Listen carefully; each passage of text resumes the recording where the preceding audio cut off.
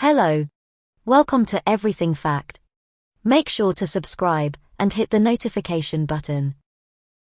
In today's video we are going to see 10 witty facts about Winston Churchill.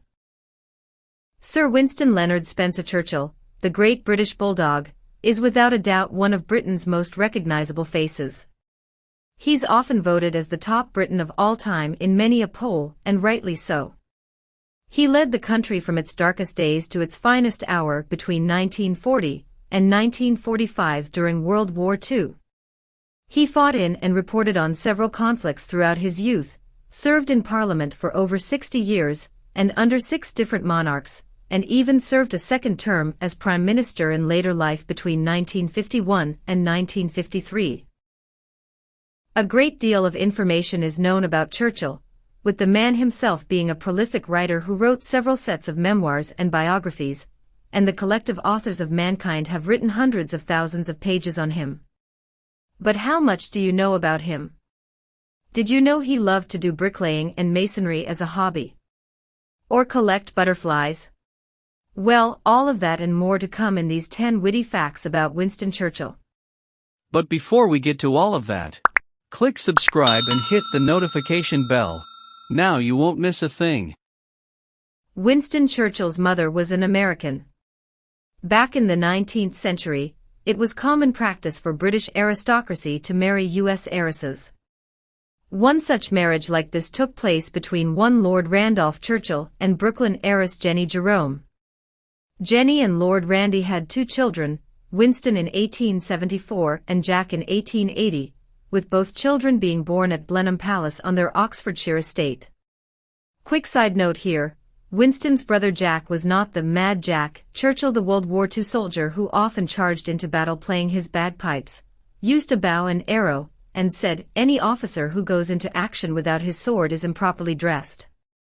He was a man of his vices.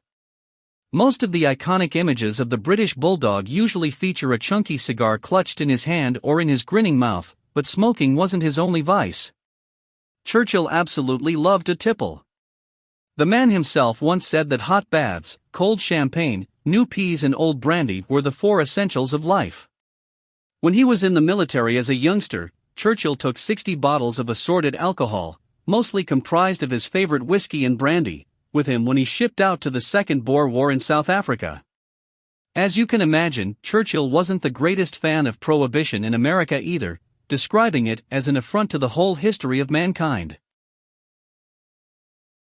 He even managed to get himself a doctor's note in 1932 which stated he could drink an indefinite amount of alcohol during his time in the States. Winston Churchill staged a prison break in his youth. As a youngster, Churchill joined the military and graduated from the Royal Military Academy, Sandhurst, becoming an officer in the cavalry.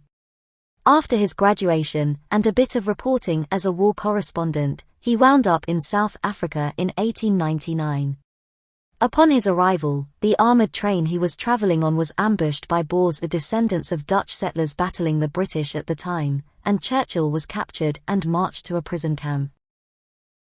Now, the reason for the breakout isn't exactly known, but if I had to bet, I'd say they confiscated his alcohol, because during the night Churchill managed to scale the wall something too hard for 2 of his prison break buddies who turned back and legged it. With no clear plan in mind, Churchill luckily managed to stumble upon the house of a British coal mine manager. The mine manager was able to hide Churchill in a mineshaft for 3 days before sending him on his way to British-run Mozambique in a truck filled with wool. Churchill hopped onto a train back to South Africa from Mozambique, and when he arrived back in the military camp he was an overnight celebrity amongst his cavalry fellows. He suffered with mild depression throughout his life. Churchill was prone to low moods and bouts of mild depression throughout his life, something he called his black dog.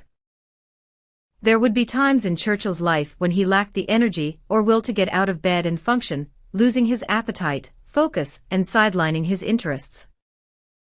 There is still a lot of debate on this topic, with some people believing Churchill suffered from bipolar disorder, and others disagreeing with this due to the level of functionality he was able to achieve in his life without any medication. Some researchers also believe he suffered from attention deficit disorder and hyperactivity, ADDH, as a child and continued to counter these symptoms throughout his adult life with activities such as painting or building. He got voted out before the end of the Second World War. This one might come as a shock to some, given that he's often referred to as one of the best Britons, or when people talk about how he was Britain's best wartime leader ever. However, in July of 1945, 2 months after Nazi Germany's unconditional surrender whilst war still raged on in the Pacific, Britain had its first general election in over a decade, something which usually happens every 4 or 5 years. As anyone who knows anything about British politics will tell you, every political campaign is always dripping in propaganda. Yes, Brexit, I'm looking at you, and this one was no different. Thanks to the work of the opposing Labour Party, who managed to paint Churchill's Conservative Party as anti-worker and anti-welfare, Clement Attlee beat Churchill in a huge shock landslide. Despite this, he took it all quite well, saying, "They have a perfect right to kick us out. That is democracy. That is what we have been fighting for." Despite losing his role as Prime Minister, Churchill remained in Parliament, and would eventually run successfully for the PM role again in the 1951 general. Churchill didn't like Gandhi much. Throughout his life, Churchill was a very outspoken imperialist, believing that the British Empire should retain hold of its colonies. Especially so with India, being somebody who vehemently opposed any form of Indian autonomy. As such, Churchill was no fan of Gandhi. He publicly advocated for letting Gandhi die during his hunger strike. He often spoke out against Gandhi in Parliament and in public, going as far as to say Gandhi was a malignant subversive fanatic and a seditious Middle Temple lawyer, now posing as a fakir of a type well known in the East. Churchill's hands were far from clean. With Churchill's thoughts on India well known, it should come as no surprise that the Indian population suffered at his hands during World War II. And I'm not just talking about the Indian men who were drafted into the British Army, but rather the civilian population of India.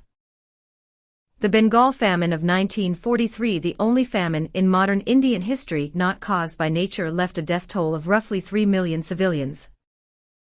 As part of Churchill's wartime logistics efforts, huge amounts of rice were exported out of India to the front lines and to Britain as a means of keeping the British populace and army fed and fighting.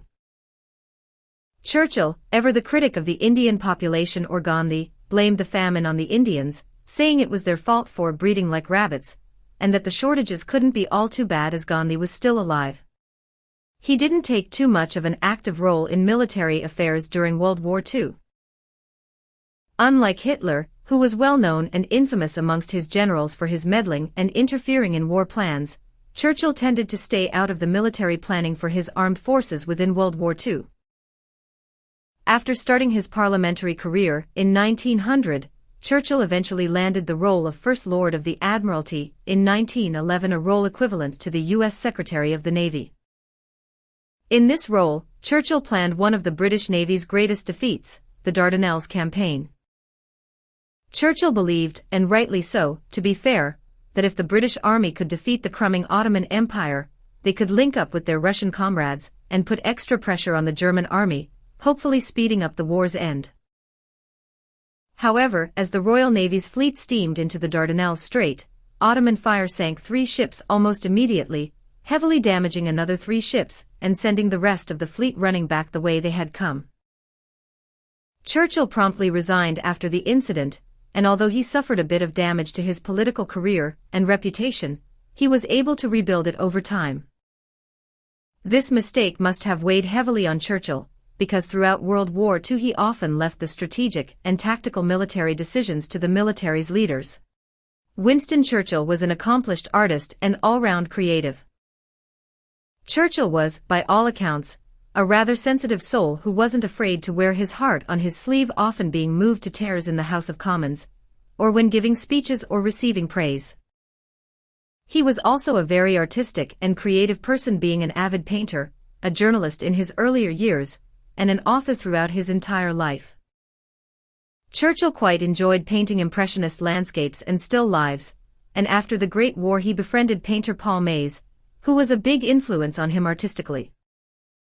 The two remained friends and painting companions for the rest of their lives. Churchill painted under the pseudonym Charles Moran, and most of his surviving works can be seen at Chartwell House in London. He was also a serial writer throughout his life, having penned a novel, 2 biographies, 3 volumes of memoirs, and several historical books. Churchill was awarded the Nobel Prize for Literature in 1953 during his second term as Prime Minister, for his mastery of historical and biographical description, as well as for brilliant oratory in defending exalted human values. But despite that, he was absolutely not a grammar Nazi, mocking the contentious grammar law of not ending a sentence with prepositions by saying, "That is nonsense, up with which I shall not put." He had a speech impediment. That's right, one of history's most renowned public speakers had a speech impediment. Churchill had what is known as a lateral lisp, and as such had trouble pronouncing his S and Z sounds. In 1897, he sought help from Sir Felix Seaman, a revered specialist in speech difficulties, who simply told Churchill that he just needed to practice to get over it. So that's what he did. Although there was one word Churchill never quite got the hang of, and it might have just been a little bit intentional. He could never pronounce the word Nazis properly, instead saying Nazis. On the January 24, 1965, Winston Churchill died at the age of 90 after suffering a severe stroke 9 days earlier. He was given the largest state funeral to ever happen in British history, with representatives from 112 nations attending and 350 million Europeans, including 25 million British people, watching live on TV. As Churchill's coffin passed the River Thames, dockers working there all simultaneously lowered their cranes in a beautiful impromptu salute. The Royal Artillery fired a 19-gun salute, and the RAF performed a fly-by with 16 English electric Lightning fighter jets. Thanks for watching. Don't forget to like, subscribe, and hit the notification button.